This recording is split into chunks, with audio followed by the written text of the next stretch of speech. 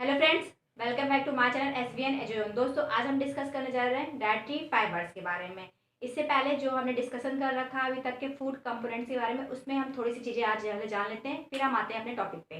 दोस्तों, हम जो पढ़ रहे थे वो पढ़ रहे थे फूड कंपोनेंट के बारे में, जिसमें हमने जो है carbohydrates, fat, proteins, vitamin, minerals, water, यहाँ तक के जो है हमने डिस्कशन कर लिया, जिसमें हमने जाना था कार्बोहाइड्रेट, फैट और प्रोटीन। ये तीनों ही जो है आपके जो फूड आइटम्स है, ये क्या होते हैं? आपके एनर्जी गिवन फूड होते हैं।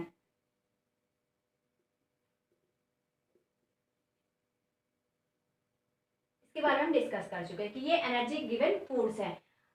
अगर हम कैलोरी की बात करें तो कार्बोहाइड्रेट से हमने पढ़ा था 4.2 कैलोरी में मिलती है। फैट से हमें अगर हम 1 ग्राम जो है कार्बोहाइड्रेट ले रहे हैं तो हमें 4.2 जो है कैलोरी मिल रही है। फैट जो था उससे हमने पढ़ा था कि अगर हम 1 ग्राम फैट ले रहे हैं तो हमें 9 कैलोरी जो है मिल रही है। इसी तरह हमने प्रोटीन के बारे में पढ़ा था। प्रोटीन से भी अगर हम कैलोरी की बात करते हैं तो प्रोटीन जो होता है ये इस अगर आप हम प्रोटीन ले रहे हैं तो प्रोटीन से हमें जो है 4.2 यानी कि 1 ग्राम अगर हम प्रोटीन लेते हैं तो इससे आपको 4.2 कैलोरी जो है गेन होती है। लेकिन यहाँ पर जो प्रोटीन है दोस्तों, ये हमारा जो होता है बॉडी बिल्डिंग फूड्स कहलाता है, यानी कि ये कहते हैं सेल्स का निर्माण करने का कार्य करता है। एनर्जी जो है सबसे ज्यादा हमें जो मिल रही है वो किससे मिल रही है? फैट से मिल रही है और कार्बोहाइड्रेट। ये सारी चीजें जो है हम डिस्कस कर सके फूड कंपोनेंट्स के बारे में, जिसमें हमने ये 3 चीजें जो है पहले डिस्कस करी थी। विटामिन और मिनरल्स, इसके बारे में भी हम डिस्कशन कर चुके हैं। विटामिन और मिनरल्स जो है ये कैसे आप फूड होते हैं आपके, ये ऐसे तत्व होते हैं जो हमारे भोजन में पाए जाते हैं, जिनसे हमें क्या होता है कि हमारे बॉडी में हमको प्रोटेक्ट करने का काम करते हैं। प्रोटेक्ट करने की अगर हम बात करें दोस्तों तो प्रोटेक्ट कैसे करते हैं? प्रोटेक्शन का मतलब यहाँ पर ये हो गया कि जो क्या कहते हैं हमारे इम्यूनिटी पावर्स होती है उसको बढ़ाने में ये हमारी मदद करती है, छोटी छोटी बीमारियों से लड़ने में हमारी ये मदद करती है।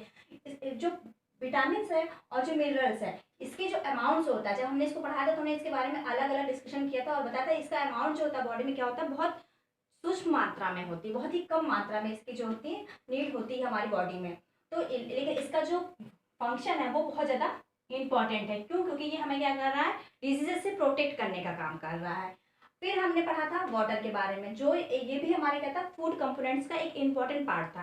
फूड कंपोनेंट से इम्पोर्टेंट पार्ट की मैं अगर हम बात करते दोस्तों तो इसमें हमने पढ़ा था जो वाटर होता है, ये जो होता है क्या होता है 65 से लेकर 70% जो होता है हमारी बॉडी जो होती है क्या होती है? वाटर से बनी होती है। वाटर के डिस्कशन में हमने जो अपनी प्रीवियस वीडियो में इसका डिस्कशन पूरा जो है डिटेल में कर लिया, यानी कि इतने सारे जो फूड कंपोनेंट्स हैं इन सब के बारे में हम जो है पहले अपनी वीडियो में डिस्कस कर चुके हैं। आज हम जो डिस्कशन करना चाह रहे हैं वो आपका रफेज। रफेज की आज हम जो है इस वीडियो में डिटेल में डिस्कशन करेंगे। ये जो है वैसे तो बहुत इंपॉर्टेंट जो है पार्ट नहीं होता फूड का, बट आज के टाइम पे दोस्तों हम सभी जानते हैं कि हमें छोटी छोटी बीमारियां जो है होती जा रही हैं। इन सब में जो भोजन है, भोजन में अगर हम अपने भोजन में रफेज वाले फूड्स ले रहे हैं, और आपने देखा होगा प्रेजेंट टाइम पे ज़्यादातर क्या होते हैं मोटे अनाजों का हम जो है यूज़ करने लगे हैं। गवर्नमेंट भी इसको जो है प्रोत्साहन इसमें दे रही है मोटे अनाजों के बारे में। तो आज जो हम पढ़ेंगे रफेज के बारे में और इसके बारे में हम डिटेल में जो है इस वीडियो में जानने की कोशिश करेंगे। और अब यहाँ पर हम जो बात करने जा रहे हैं रफेज, रफेज यानी क्या हो गया? रेशेदार, रेशेदार फूड्स जो होते हैं। अब रेशेदार यहाँ पर देखिए हमने जो रेशे हैं फाइबर्स जो है उसके बारे में अगर हम बात करते हैं तो फाइबर्स को हम जो है अपने टेक्सटाइल्स में भी बढ़ेंगे, लेकिन वहाँ पर क्या है? फाइबर टू फैब्रिक, यानी कि जो फाइबर्स हैं उनसे जो है वस्त्र कैसे बनते हैं वहाँ उसमें इसके डिस्कशन। लेकिन यहाँ पर क्या है? यहाँ पर जो डिस्कशन कर रहे हैं हम डायरेक्टली यानी आहारीय रेशेदार फूड होते हैं उनके बारे में हम डिस्कस करें। तो सबसे पहले छोटी सी डिफिनेशन जो है उसके थ्रू हम जान लेते हैं कि ये जो है आपके रफेज होते क्या है। तो the fibres in indigestible materials, जो फाइबर्स वो क्या है? इनडाइजेस्टिबल मटेरियल्स होता है, जो कि प्रेजेंट होता है, प्रेजेंट इन आवर फूड, हमारी फूड्स में प्रेजेंट होता है, इसी को हम क्या कहते हैं? रफेज कहते हैं। फाइबर्स होते क्या है? डिफिनेशन के थ्रू हमने इस चीज को समझ लिया कि जो फाइबर्स होते हैं वो क्या होते हैं? इनडाइजेस्टिबल होते हैं, यानी कि अपच्य होते हैं, वो पचने वाले जो होते हैं तत्व नहीं होते हैं जिनको हम अपने फूड्स में लेते हैं। आजकल जो होते हैं इन तत्वों की इंपॉर्टेंस हमारे फूड्स में बढ़ती जा रही है, इनकी मात्रा हम जो है अब ज़्यादा मतलब कि मोटे अनाज देने लगे हैं। क्यों? क्योंकि ये हमें कई तरह की बीमारियों से जो है बचाते हैं। अब यहाँ पर सबसे पहले हम जानेंगे कि जो हम फाइबर्स ले रहे हैं इनके एग्जाम्पल्स क्या क्या हैं। अगर हम बात करते हैं कि जो हम फाइबर्स ले रहे हैं उस फाइबर्स में आते क्या क्या है, तो ये जो जितने भी अपच्य हम पदार्थ ले रहे हैं इसमें आपका आ जाता है जितने भी क्या कहते हैं पॉलीसेक्राइड्स होते हैं। अगर हम पॉलीसेक्राइड्स की बात करते हैं, पॉलीसेक्राइड ये जो पॉलीसैकेराइड्स होते हैं आपके रफेज, ये जो इसके अंतर्गत आपका लिग्निन हो गया, सेलुलोज हो गया,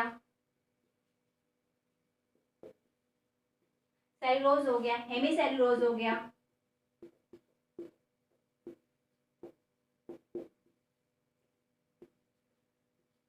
गम्स हो गए, ये सारे क्या हैं आपके जो है ETC हम लिख देते हैं आगे, एक्स्ट्रा यानी कि आदि जो होते हैं, ये सब क्या होते हैं आपके सब जो है आपके फाइबर्स के जो है ये क्या है एग्जाम्पल्स हैं। ये सारी चीजें जो है हमें अपने भोजन में फाइबर्स के रूप में जो है मिलते हैं। अगर हम बात करें इनके संगठन की, अगर हम संगठन की बात करें दोस्तों, तो ये जो है जैसे मान लीजिए अगर हमने बात की सेलुलोज की, तो सेलुलोज क्या होता है हमारे भोजन में सबसे ज्यादा इंपॉर्टेंट जो होता है, जो फाइबर्स पाया जाता है वो होता है आपका सेलुलोज होता है।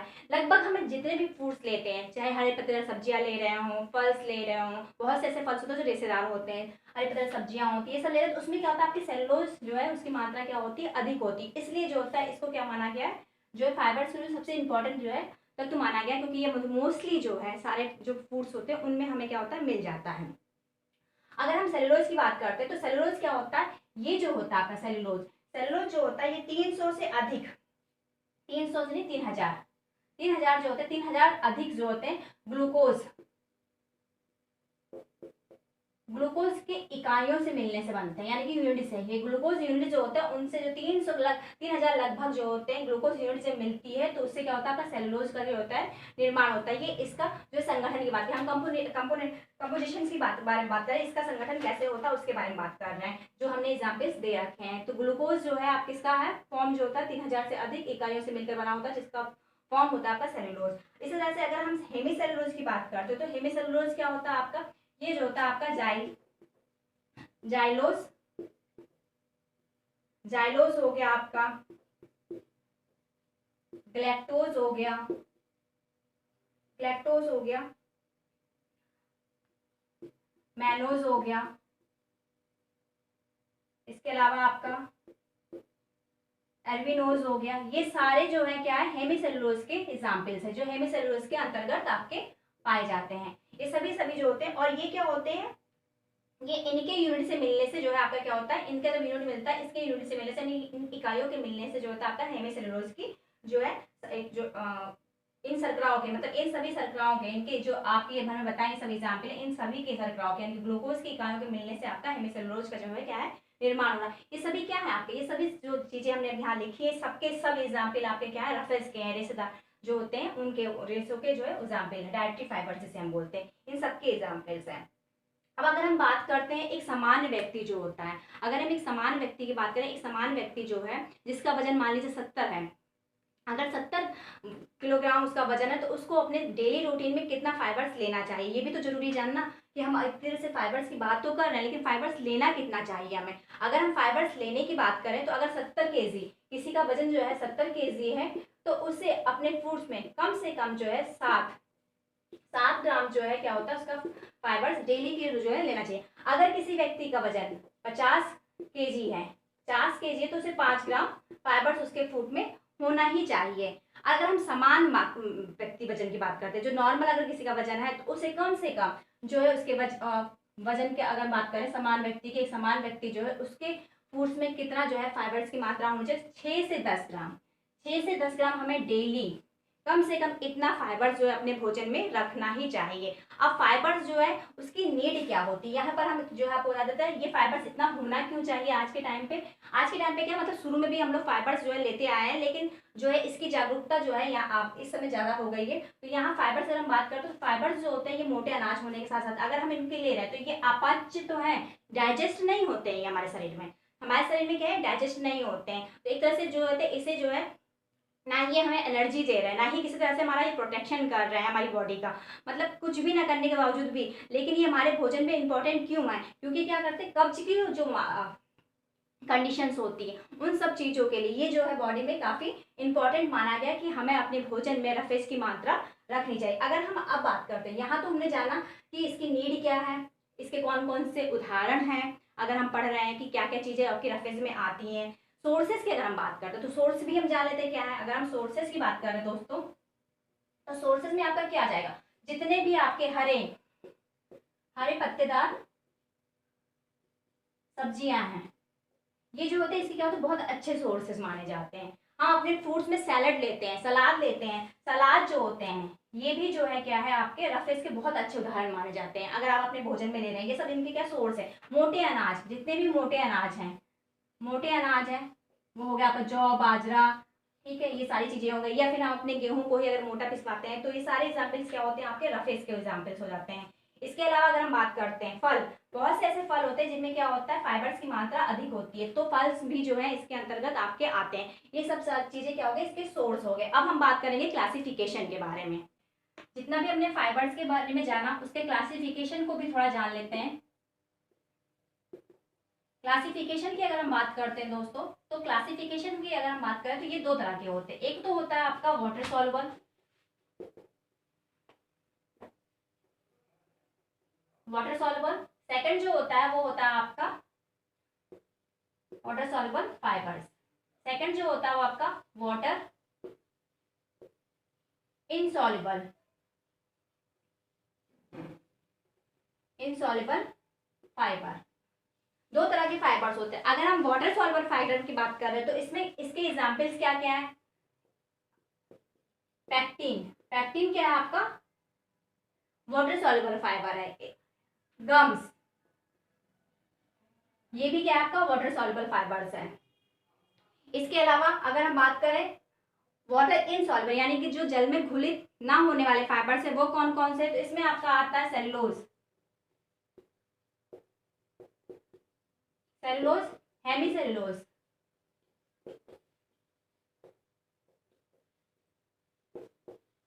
लिग्निन, ये सब क्या है आपके, ये सब आपके जो है इनसॉल्युबल्स जो होते हैं वाटर में इनसॉल्युबल सॉल्युबल फाइबर्स के अंतर्गत आते हैं।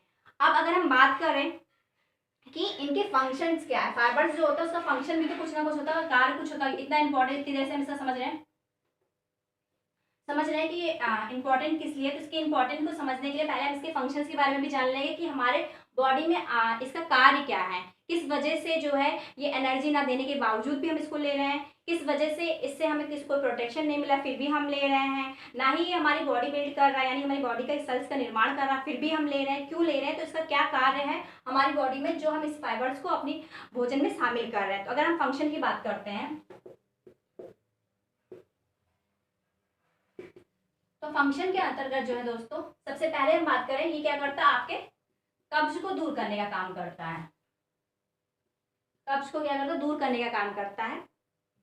क्यों, क्योंकि ये जो होता है वाटर को जो होता है आपके भोजन में जब हम फाइबर्स की मात्रा को बढ़ा देते हैं तो वाटर जो होता है उसका अवशोषण जो होता है, मतलब वाटर की मात्रा क्या होती है बढ़ जाती है। अत्यधिक मात्रा में जो होता है हमारा भोजन क्या होता है वाटर को ऑब्जर्व करने लगता है, अवशोषित करने लगता है। कम से कम अगर हम इसको अपने उसमें शामिल करें तो ये समझ लीजिए एक तरह से 15 गुना जो होता है वाटर जो होता है अधिक अधिक जो होता है क्या होता है ऑब्जर्व करता है, जिस वजह से क्या होता है कब्ज की जो होती है शिकायत नहीं होती। तो ये जो होता है पहला फंक्शन तो इसका यही होगा कि ये क्या है आपका कब्ज को है दूर करने का कार्य करता है। इस वजह से फाइबर्स जो होता है हमारे भोजन में इंपॉर्टेंट होता है।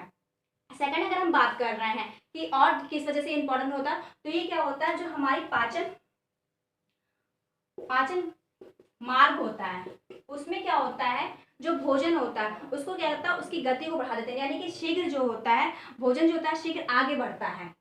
हमारे जो भोजन मार्ग होता है भोजन मार्ग में या पाचन मार्ग होता है उसमें क्या होता है आपका भोजन जो होता है क्या होता है शीघ्र शीघ्र ही क्या होता है आगे बढ़ता है।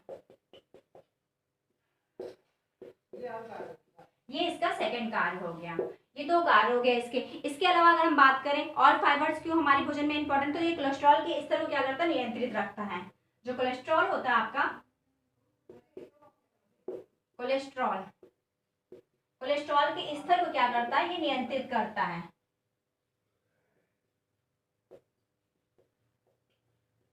नियंत्रित करता है जिससे क्या होता है जो ग्लूकोज होता है परिणाम स्वरूप क्या होता है आपका जो ग्लूकोज होता है, यानी कि एक तरह से कह सकते हो यहाँ पर सॉरी ग्लूकोज बोल गए हम, कोलेस्ट्रॉल स्तर को जो है नियंत्रित करता है। तो क्या होता है जिसकी वजह से हमें क्या होता है हृदय जो होता है हृदय संबंधित जो रोग होते हैं वो क्या होते हैं उसकी संभावना क्या होती है कम हो जाती है। इसके अलावा अगर हम बात करते हैं तो ये क्या करता है हमारे मोटापा जो होता है उसको भी कंट्रोल करता है। मोटापा जो होता है उसको भी क्या करता है कम करता है अगर हम अपने भोजन में फाइबर्स की मात्रा को जो है सही मात्रा में लेते हैं। इसके अलावा क्या होता है, ये आंतों के कैंसर, जो आंत का कैंसर होता है, अगर हम फाइबर युक्त भोजन ले रहे हैं तो ये आंत के कैंसर को भी रोकता है। और अगर हम बात करें, अगर हम अपने भोजन में सही मात्रा में फाइबर्स को ले रहे हैं, यानी कि फाइबर्स वाले जो है फाइबर्स की अधिकता वाला अगर हम भोजन ले रहे हैं तो ये क्या करेगा, आपके जो ग्लूकोज का रक्त जो है रक्त में ग्लूकोज के स्तर को क्या करता है, नियंत्रित करता है, स्तर को नियंत्रित करता है, जिसके वजह से मधुमेह जैसी बीमारियां जो होती है वो क्या होती है, कंट्रोल होती हैं। ये तो इसके फंक्शन के बारे में बात रहेगी। अगर हम बात करते हैं, जैसे हमने जाना है इससे पहले भी, जब कार्बोहाइड्रेट पढ़ा था, प्रोटीन पढ़ा था, विटामिन पढ़ा था, फैट पढ़ा था, वहां पर मैंने बताया था कि जो चीजें हम खाते हैं वो क्या होती है, उसकी अधिकता अगर हमारी बॉडी में जाती है तो भी हमारे लिए क्या होता है, नुकसानदायक होता है, और अगर उसकी कमी हो जाती है तो भी वो नुकसानदायक होता है। यहाँ पर जो हमने फंक्शन बात की है उसमें हमने बताया कि ये फाइबर्स हम लेते क्यों, इसके कार्य क्या क्या हमारी बॉडी में। लेकिन अगर यही फाइबर्स हम अपने भोजन में अधिक लेने लगे, अगर इसकी अधिकता हो जाए, अगर हम अधिकता की बात करें, अधिकता के कारण दोस्तों होता क्या है, जो हम भोजन लेते हैं वो भोजन क्या होता है, हमारे जो भोजन मार्ग होता है, यानी कि जो हमारी ग्रास नली होती है उसमें क्या होता है, बहुत तेजी के साथ हमारे जो होता है आगे बढ़ता है, और तेजी से आगे बढ़ने की वजह से क्या होता है, जो उसका पाचन होता है और अवशोषण होता है वो क्या होता है, जो है पूर्णतः नहीं हो पाता, जिस वजह से क्या होता है, हमारे जो है कुछ पोषक तत्व जो होते हैं उसकी क्या होती है, कमी हो जाती है। जो पोषक तत्व होते हैं उसकी कमी हो जाती है, क्यों, क्योंकि ये जो है बहुत तेजी से क्या होता है, आगे बढ़ता है। फाइबर्स जो हम अगर अधिक होता है तो फाइबर्स के अधिक होने पर ये क्या होता है, बहुत तेज साथ हमारे पाचन मार्ग में क्या होता है, इसकी जो शीघ्रता होती है वो जो है आगे बढ़ने की वो तेज होती है, जिस वजह से क्या होता है, इसका पाचन जो होता है या फिर इसका अवशोषण जो होता है वो क्या होता है, समय कम होने की वजह से क्या होता है, नहीं हो पाता सही से, और जिसकी वजह से क्या होता है, कुछ पोषक तत्वों की क्या होता है, कमी हो जाती है। जैसे हम अगर बात करें कैल्शियम की, फास्फोरस हो गया, लोह तत्व हो गए, इन सब की क्या होती है, कमी हो जाती है। इसके अलावा अगर हम फाइबर्स की अधिकता हमारे भोजन में है तो जो मरीज होते हैं, कौन से मरीज, जिसके जैसे पेचिस की प्रॉब्लम्स है, पेचिस हो गया, दस्त हो गया, अगर इस तरह के कोई मरीज है तो उनको क्या होता है, उनको अधिक जो है फाइबर वाले जो है भोजन नहीं देने चाहिए। अधिक फाइबर जो होता है, फाइबर्स वाले भोजन जो होते हैं उन्हें नहीं लेना चाहिए। क्यों, क्योंकि क्या होता है, उनके लिए ये हार्मफुल होता है, नुकसानदायक होता है, क्योंकि वो पचता नहीं है। तो ये जो होता है इसकी अधिकता की प्रॉब्लम्स होगी। अगर हम इसकी कमी की बात करें तो कमी की वजह से क्या क्या प्रॉब्लम्स हो सकती है। अगर हम इसकी कमी की बात करें दोस्तों, कि अगर हम इसकी भोजन में जो है हमारे इसकी कमी है, तो कमी युक्त अगर हम ले रहे हैं तो सबसे मेन चीज होता है, अगर इसका जो है कम है तो हमारे गुर्दे की पथरी, ये भी एक प्रॉब्लम्स जो है हो सकती है अगर हम इस फाइबर्स की मात्रा को कम रखते हैं। इसके अलावा मोटापा जो है ये भी इसकी वजह से हो सकता है। मधुमेह हो गया, हृदय रोग। इसके अलावा अगर हम बात करें आंतों का जो कैंसर होता है वो भी क्या होता है, इसकी कमी की वजह से होता है। क्या है, अगर हम इसकी मात्रा कम ले रहे हैं फाइबर्स की, तो क्या हो जाता है, हमारी जो आंत होती है, आंत में क्या होता है, आंत का ट्यूमर जो होता है वो जाता है, जो आगे चलकर यही जो ट्यूमर होता है वो आगे चलकर क्या होता है, आंत की कैंसर में, आंत का जो कैंसर होता है उसमें परिवर्तित हो जाता है। यानी कि हम कह सकते हैं अगर जो है फाइबर्स की कमी है हमारे भोजन में, तो ये सारी जो है प्रॉब्लम्स जो है हमें हो सकती है, जिसमें आपका ये सब आता है, गुर्दे की पथरी होगी, मोटापा हो गया, मधुमेह हो गया, हृदय रोग हो गया, या फिर आंत के जो ट्यूमर्स होता है वो भी हो जाता है, जो आगे चल के क्या होता है, कैंसर में परिवर्तित हो जाता है। यानी कि ये सारी जो है आपको अधिकता और निम्नता की वजह से होने वाले क्या है, डिफिशियंसीज हैं, जो कि क्या कहते हैं, फाइबर की कमी से या अधिकता से होता है। आई होप कि आज की वीडियो को पसंद आएगी। Thank you.